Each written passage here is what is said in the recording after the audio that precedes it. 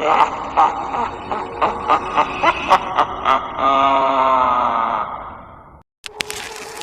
नाम दीना है और मैं डरावनी फिल्मों की बहुत बड़ी फैन हूँ। सच कहूँ तो इस तरह की फिल्मों के लिए मेरा प्यार एक ही रात में खत्म हो गया। उस रात मैं अपने घर में अकेली थी। मैंने हाल ही में उस घर में शिफ्ट किया था और अभी भी मुझे बहुत सारा सामान लगाना था। शनिवार की रात थी और मैंने सोचा था कि मैं आज की शाम एक डरावनी फिल्म देखकर बिताऊंगी, लेकिन इससे पहले कि मैं कोई फिल्म चुन पाती मुझे फोन आ गया। हेलो टीना, क्या तुम्हें डरावनी फिल्में पसंद है? क्या वाकई? क्या हुआ तुम्हें मेरे दोस्त? सबसे पहले तुम बिल्कुल भी डरावने नहीं हो। दूसरा, क्या तुम वाकई मुझे फिल्म स्क्रीन के माध्यम से डराना चाहते हो? उस फिल्म के ऊपर कई मजाक बन चुके हैं। तुम्हें उस इंसान की इज्जत होनी चाहिए जो ये जानता है कि तुम कहाँ रहते हो टीना। मिस्टर साइको, मुझे तुम्हें ये याद दिलाने में खेद हो रहा है कि अब हम 21वीं सदी में हैं और अगर तुम मेरे जन्मदिन भी नहीं जानते होगे तो मुझे हैरानगी होगी।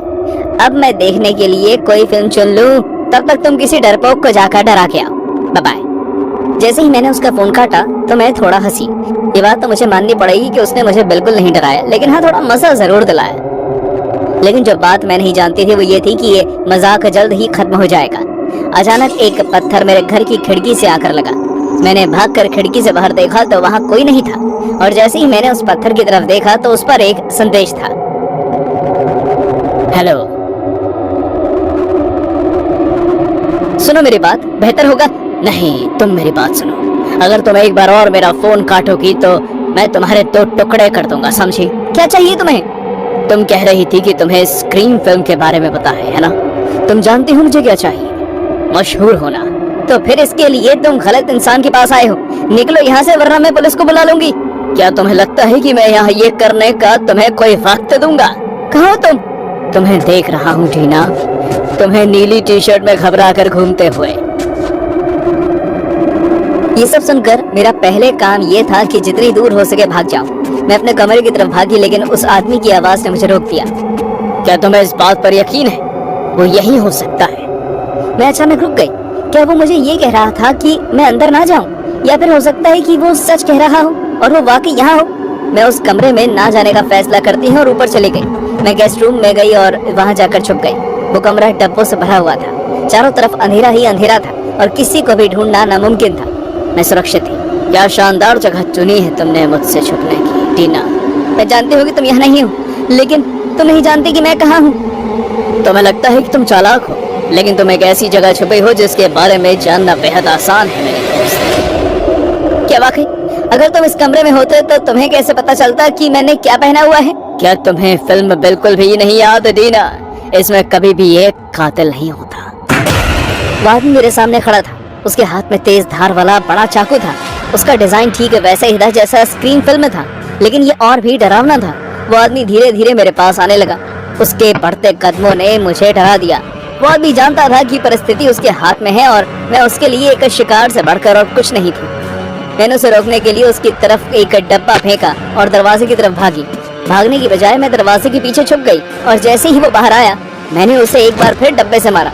उसके बाद मैं घर से बाहर निकलने वाले दरवाजे की तरफ भागी, लेकिन उससे पहले कि मैं वहां पहुंच पाती दरवाजा अपने आप खुल गया। उसके पीछे वहां एक और आदमी था, लेकिन उसने अलग रंग का मास्क पहना हुआ था और वो दोनों साथ ही थे। मैंने पीछे मुड़कर देखा तो पहले वाला आदमी भी सीढ़ियों से नीचे उतर रहा था। मैं अंदर बंद हो चुकी थी और मेरे पास अब बेसमेंट में जाने के अलावा और कोई रास्ता नहीं बचा था। मैं भागकर सीढ़ियों के नीचे वाले हिस्से में जाकर छुप गई और उनमें से एक नीचे आया। वो आदमी धीरे धीरे चलने लगा और बेसमेंट का मुआयना करने लगा। वो जानता था कि मैं वहाँ कहीं हूँ, लेकिन वो मुझे ढूंढ नहीं पा रहा था। मैंने खुद को बचाने के लिए उस पर वार करने के बारे में सोचा, लेकिन हम दोनों की ताकत में काफी अंतर था, इसलिए मुझे लगा कि ये सही ऑप्शन नहीं है। जैसे ही वो आदमी मेरी दिशा में आया तो वो घूमा और रुक गया। उसने बेसमेंट की लाइट्स ढूंढना शुरू कर दिया। ये मेरा वहाँ से भागने का मौका था। मैंने उसे धक्का दिया और सीढ़ियाँ चढ़ गई। ऊपर आकर मैंने पीछे से बेसमेंट का दरवाजा बंद कर दिया, लेकिन अब तक इस चीज का अंत नहीं हुआ था। बहुत बढ़िया। जैसे ही मैं पीछे मुड़ी दूसरा आदमी मेरे ऊपर कूदा और मुझे मारने की कोशिश करने लगा। मैं उसे चकमा देकर बचने में कामयाब हुई, लेकिन वो मुझसे तेज था। उसने मुझे मेरे बालों से पकड़ लिया और मुझे किचन के काउंटर की तरफ धक्का देकर चोट पहुंचाई।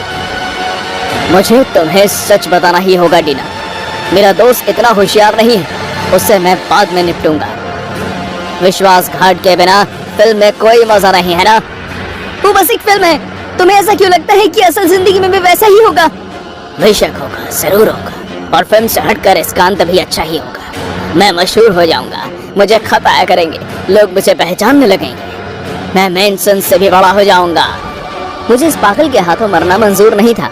उसकी इन बातों के बीच मैंने अपना हाथ बढ़ाकर ये देखने की कोशिश की कि मैं किस चीज से उस पर वार कर सकती हूँ, और मैं बहुत खुशकिस्मत थी कि मुझे एक परफेक्ट चीज मिल गई। तुम्हारे सपनों में।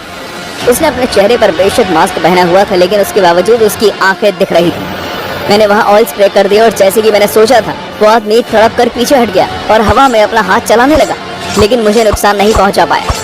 मैंने जोर से उस पर वार किया और उसके जमीन पर गिरते ही वहां से भाग निकली। इस बीच पहले वाला आदमी बेसमेंट के दरवाजे को तोड़ने में कामयाब हो गया और मेरे पीछे भागने लगा, लेकिन वो ज्यादा देर तक मेरा पीछा नहीं कर पाया। पुलिस की गाड़ी मेरे घर के बाहर ही घूम रही थी।